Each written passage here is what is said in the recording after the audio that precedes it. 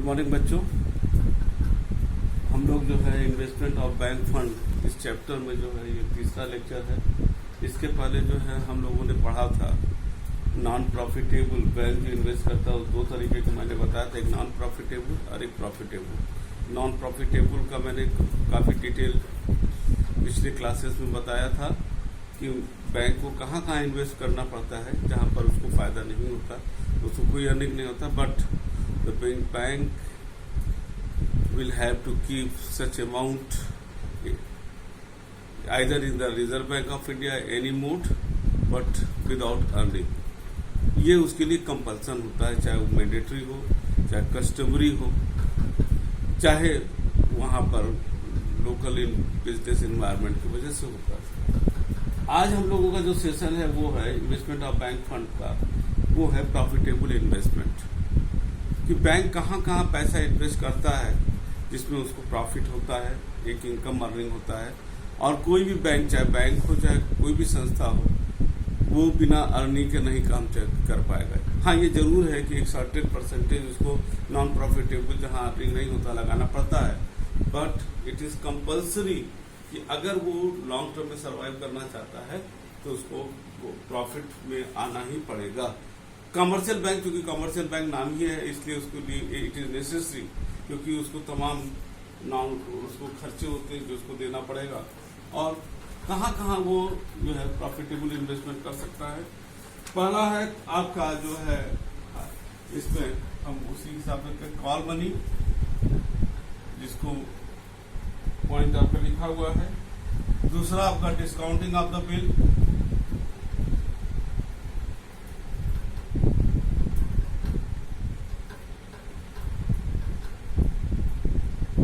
तीसरा है आपका इन्वेस्टमेंट इन सिक्योरिटीज,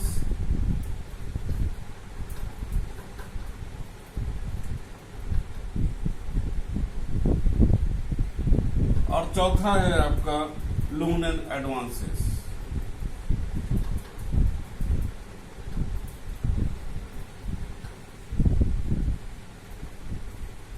अब इसको हम आपको एक एक्सप्लेन करते जा रहे हैं। कॉल मनी नाम से रखा गया है कि बैंक जो है प्रॉफिटेबल इन्वेस्टमेंट जो हम बता रहे थे कि बैंक को तमाम जगह लोगों को देना पड़ता है, रिजर्व बैंक है या लोन के रूप में, डिस्काउंट किसी मोड में देना पड़ता है जिससे उसको प्रॉफिट होता है। कॉल मनी का मतलब होता है कि बैंक जो है बिजनेसमैन को वेरी शॉर्ट पीरियड के लिए लोन देता है, बहुत ही नॉमिनल इंटरेस्ट पे देता है, और बैंक इस आशय से देता है ये loan keeping the any security as mortgage उसको देता है। और कॉल मनी का मतलब होता है कि जब भी हम मांगेंगे आप हमको दे दीजिएगा।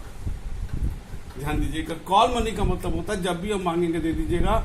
नॉर्मली जो आपकी किताब में दिया है कि 15 दिन के अंदर, 1 से 15 दिन के अंदर बैंक लोन देता है कि भैया ये ले जाइए। आपको तुरंत किसी को कैश प्रॉब्लम हो रहा है, वो बैंक से अप्रोच करता है कि साहब मैक्सिमम 15 दिन जो इसमें किताब में दिया है उसके लिए वो बैंक दे देता है। वेरी शॉर्ट पीरियड है ये, वेरी नॉमिनल डिस्काउंट, वो क्या कहते हैं, इंटरेस्ट पर, और इस आशय से इसको सिक्योरिटी रखवाएगा मॉर्गेज के रूप में, तब देगा। और जब मांगेगा बैंक लोगों को, बिजनेसमैन को वापस करना पड़ेगा। अच्छे बिजनेसमैन इसको अवेल करते हैं। हाँ, अगर कोई दे नहीं पा रहा है तो उस दशा में जो है बैंक उस सिक्योरिटीज को बेच करके अपना पैसा वापस ले लेगा। ये आपका बहुत ही, ये इससे फायदा क्या होता है, this is the very highly liquid form and the businessman in a certain period when businessman is lacking the liquid cash for the running of the day to day business. In that case, businessman can demand such type of amount in this form just to make their business run smoothly. ये आपका था call money of very और short period loan. Discounting of exchange या treasury bill, देखिए यहाँ पर होता है कि बैंक को, ये हम लोग पढ़े भी है सवाल अकाउंट में भी, इसके पहले भी मैंने बताया था कि बैंक को ये अधिकार होता है कि वो बिल का डिस्काउंट करे। नॉर्मली इन इंडिया जो हमारा बिल मार्केट है वो काफी कमजोर है। बैंक नॉर्मली जो है कॉर्पोरेट सेक्टर का छोड़ करके वो सोल ट्रेड और पार्टनरशिप का माने इन लोगों का भी डिस्काउंट नहीं करता है। प्रॉमिसरी नोट तो करीब करीब नहीं ये करता है, लेकिन बिल ऑफ एक्सचेंज जो है बड़े बिजनेस हाउस का करता है।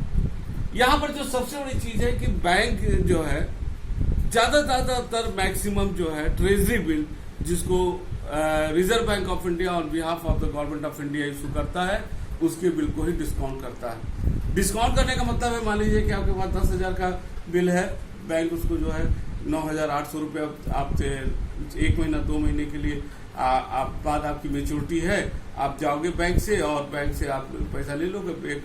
बैंक जो है एक नॉमिनल अमाउंट अपना कमीशन के रूप में ले करके आपको दे देता है। जैसे मान लीजिए अभी हम बोल रहे थे कि 10,000 रुपया का बिल है अगर, और उसको जो है बैंक 100 दिन के लिए आपको चाहिए पैसा, तो बैंक 300 रुपया मान लीजिए कमीशन काट के 9,700 रुपया तत्काल आपको दे देगा। अब ये पैसा 9,700 ये आपको 3 महीना बड़ा काम आएगा। बिजनेस रोटेशन पे चलता है कैश का, और ये 300 रुपया अगर अच्छा रोटेट करने वाला बिजनेस है आपका मान लीजिए, तो ये आपका बड़े आराम से ये 300 रुपया का घाटा आपको कई हजार रुपया आमदनी करके दे सकता है। तो ये हो गया डिस्काउंटिंग ऑफ द बिल। लेकिन इंडिया में मैंने भी बताया कि डिस्काउंट ये बिल मार्केट इंडिया में बड़ा कमजोर माना जाता है। डेवलप कंट्री में इसको जो है बड़ा एक मतलब था और बिल बड़ा इसका महत्व होता है, लेकिन इंडिया में उतना ये प्रचलित भी नहीं है। हमारे बिजनेसमैन भी नहीं जाते हैं और बैंक के पास अधिकार है, बैंक इसको नॉर्मली इसको नहीं करता है। छोटे छोटे बिजनेसमैन जानते भी नहीं है, सिर्फ कॉर्पोरेट सेक्टर को प्रेफरेंस देता है। हाँ, ट्रेजरी बिल को बैंक फोकस करता है क्योंकि वो गवर्नमेंट का है और रिजर्व बैंक उसको इश्यू करता है। तीसरा है आपका investment in security as per the direction of the Reserve Bank of India. Point number 1, bank will have to, it is mandatory if the Reserve Bank of India give the direction to the banks, bank will have to keep the certain amount as investment into the government security, especially in the treasury bill. Bank SLR के तहत statutory liquid ratio bank को ये अधिकार है, reserve bank जो है बैंकों को ये बोल देता है कि भैया इतना पैसा आपको सिक्योरिटी में लेना है, ट्रेजरी बिल में आपको खरीदना है। यहाँ पर बैंक को, यहाँ पर आप जान लीजिएगा, यहाँ पर जो है reserve Bank of India, government of India बैंकों को इंटरेस्ट देता है अगर बैंक उसको ट्रेजरी बिल देते हैं।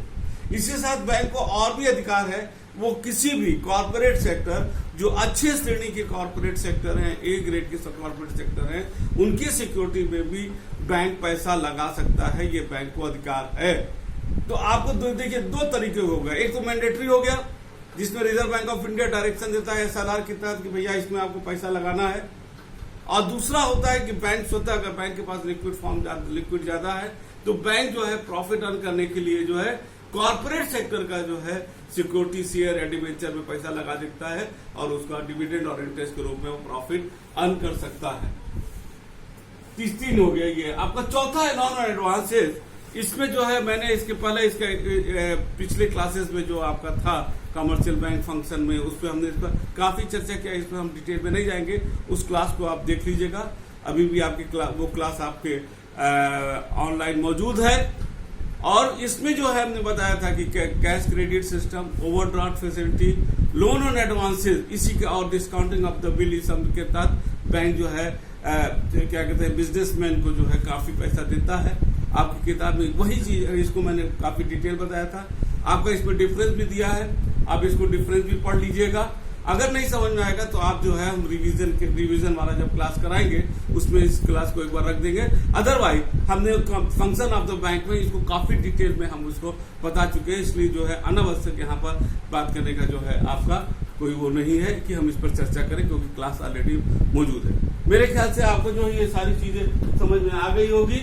और जो है अब हम जो है यहाँ पर आज क्लास ओवर करते हैं और आप लोग जो है पढ़ाई करते रहिएगा। पिछले रिवीजन क्लास में हमने बताया भी था नोट्स कैसे बनाना है, नोट्स बनाइएगा, एंजॉय कीजिए इस क्वालिटी टाइम को, अपने को चेंज कीजिए और घर पर रहिए, सेफ रहिए, सुरक्षित रहिए। Thank you.